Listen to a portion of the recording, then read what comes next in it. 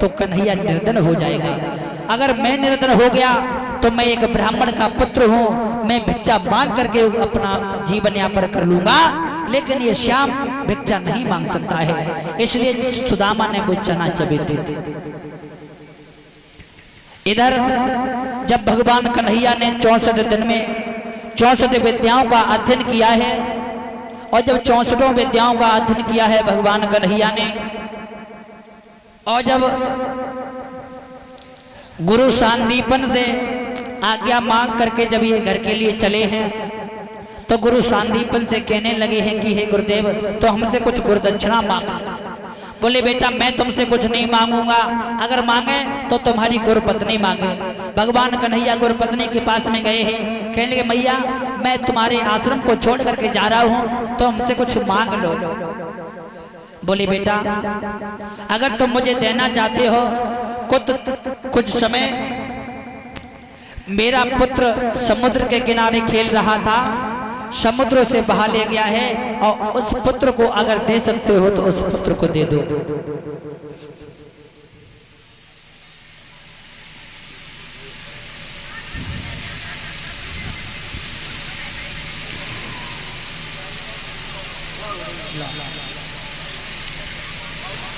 भगवान कन्हैया ने जैसे इतने शब्द सुने, भगवान कन्हैया समुद्र के किनारे पहुंचे हैं। समुद्र देव से कहा है कि तुम्हारे यहाँ हमारे गुरुपत्नी का पुत्र आया है। समुद्र देव कहने लगे प्रभु मैं नहीं तुम्हारी गुरुपत्नी के पुत्र को लाया हूँ, समुद्र में एक शंकासुर नाम का राक्षस रहता है, वो तुम्हारे पुत्र को लाया है। शंकासुर को भगवान ने बुलाया, कहा है हमारे गुरुपुत्र को ला करके दो। शंकासुर कहने लगा प्रभु हमारे पास तो कुछ नहीं है, धर्मराज के पास में तुम्हारे गुरुपुत्र की अस्थियां पड़ी हुई हैं। भगवान धर्मराज के पास में पहुंचे हैं, उन अस्थियों को लिया है, और उन अस्थियों को लेकर के भगवान ने दोबारा जीवन दान दिया, और अपनी गुरुपत्नी को ला करके भगवान ने उसके पुत्र को प्रदान किया है। और ये भैया चाबी किसकी मोटरसाइकिल की, जिस किसी की हमारे पास से ले जाए। और ये काल की हम तो इतने अंग्रेजी में पढ़े लिखे नहीं हैं,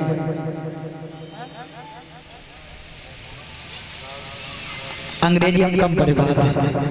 हाँ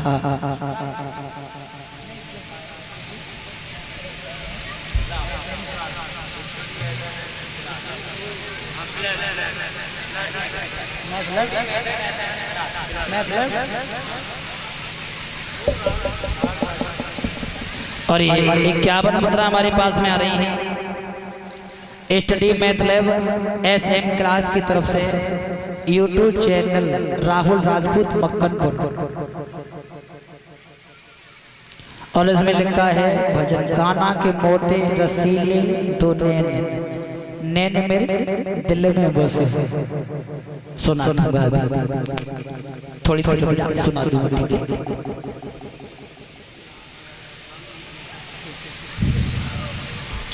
आज जब भगवान कन्हैया गुरु के आश्रम से चले हैं, तो सभी भगवान कन्हैया के साथी भगवान कन्हैया को विदा करने के लिए गए, लेकिन सुदामा शर्म की वजह से भगवान कन्हैया को विदा करने के लिए भी नहीं गया। भगवान कन्हैया सुदामा ने बुलाया है, और सुदामा से कहने लगे कि हे भैया अगर तेरे ऊपर कोई आपत्ति आ जाए तो तू हमारे पास में चले आना। आज भगवान कन्हैया तो वहां से चले गए। इधर कुछ दिन बाद सुदामा अपने नगर के लिए चले हैं, और जब सुदामा जी चले हैं इनका विवाह हुआ है। सुशीला नाम की नारी इनके घर में आई, और ये सुशीला तो इनका वैसा नाम था। हाँ वैसे नहीं हम आप लोग बुलाते हैं कि फलाने सिंह ढिकाने सिंह, तो सुशीला नाम इनका नहीं था। सुदामा की पत्नी का नाम था वसुंधरा। जब सुदामा का वसुंधरा के साथ में विवाह हुआ, और कुछ समय बाद इनके घर में तो बच्चों ने जन्म लिया है। धीरे धीरे सुदामा के ऊपर गरीबी आती गई है, और जब धीरे धीरे सुदामा के ऊपर गरीबी आई,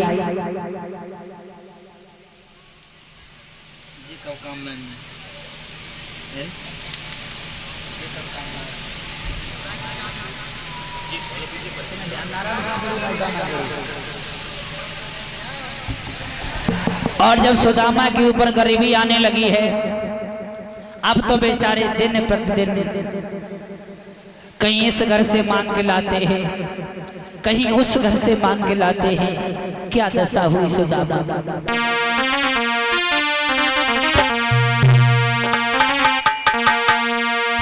कि दिन भर बेचारे दार जाए और दाता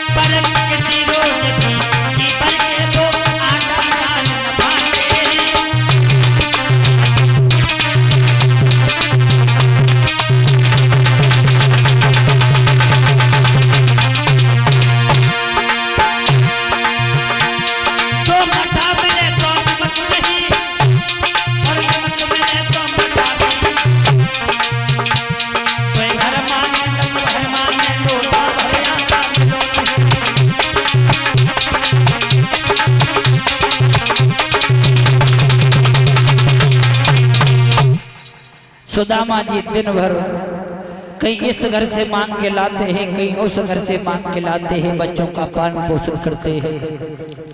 एक दिन जी बात है, सुदामा जी लेटे थे और इनकी पत्नी सुशीला सुदामा जी के पैरों को दबा रही थी। तो पुरानी बातों को ध्यान में रखते हुए सुदामा की पत्नी रोने लगी, और जब सुदामा की पत्नी रोने लगी, आंखों से आंसू निकले, गालों पर लकीर बनाते हुए सुदामा जी के पैरों पर जा गिरे हैं। सुदामा जी उठ करके बैठ गए हैं, कहने लगे, सुशीला तुम रो रही हो?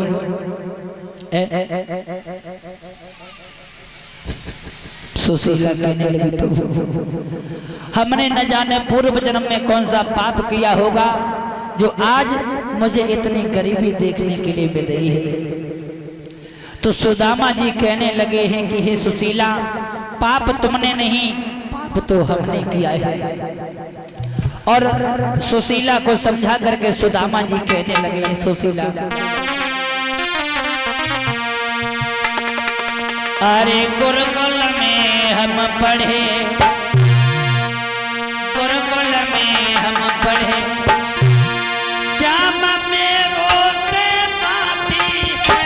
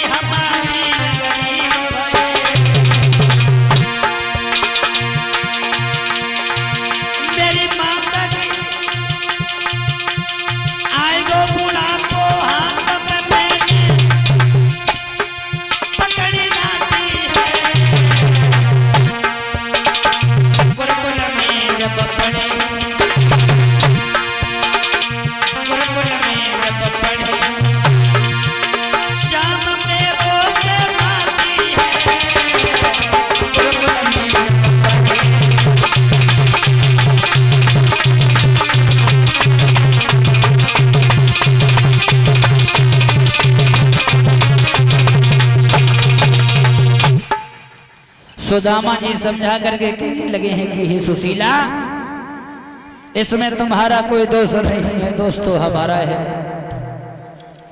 जब हम गुरु के यहाँ पढ़ रहे थे तो गुरु मैया ने चना दिए और कपट करके जब मैंने चना को जवा तो गुरु पत्नी ने मुझे श्राप दे दिया है और उसी श्राप से हम आज गरीब हो गए। सुशीला कहने लगी है कि भगवान से कपट करके और जीवन में सुख चाहते हो, कभी नहीं मिलेगा, कभी नहीं मिलेगा। और रो करके सुशीला कहने लगी है कि हे स्वामी,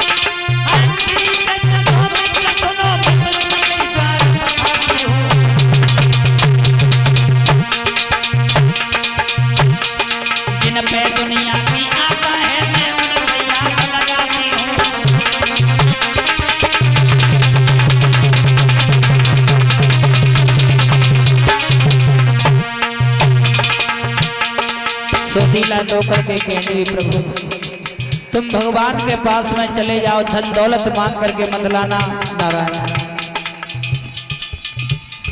सिर्फ अपनी गलती की माफी मांग करके चले आना। और रो करके सुशीला कहने लगी है प्रभु